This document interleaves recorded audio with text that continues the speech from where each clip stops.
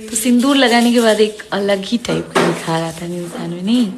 आप लोग आशीर्वाद दें कि मेरा सिंदूर ऐसे ही चमकते रहे मेरे माथे पे, और आप लोगों की आशीर्वाद की बहुत जरूरत है। और मुझे पूरा उम्मीद है कि अभी तक आपके आशीर्वाद ने हमारे रिश्ते को जोड़ के रखा है, तो आगे भी आप लोगों के आशीर्वाद से हमारा रिश्ता जुड़ा ही रहेगा।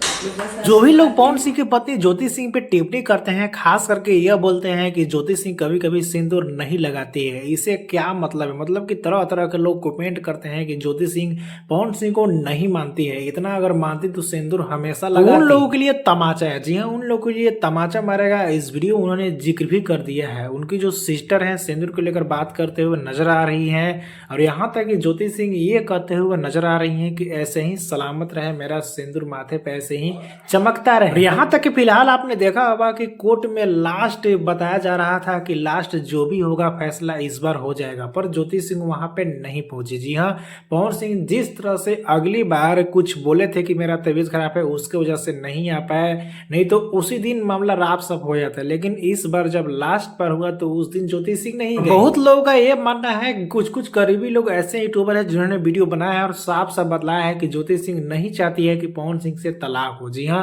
बिल्कुल भी ज्योति सिंह नहीं चाहती हैं कि मेरा तलाक हो जाए, बल्कि पवन सिंह मुझे रख ले। आखिर फिलहाल तो ज्योति सिंह अपना फर्ज निभाते हुए नजर आ रही है। अब आगे देखिए कोर्ट का जो मामला है वही तय करेगा कि दोनों रहेंगे या फिर नहीं रहेंगे। इस पर आपको क्या कहना है नीचे कमेंट में बताना ना भूले। वीडियो को एक लाइक करें, लोगों तक ज्यादा शेयर करें, चैनल को सब्सक्राइब कर ले, फेसबुक देख रहे हैं तो फॉलो करके तुरंत जुड़ जाइए।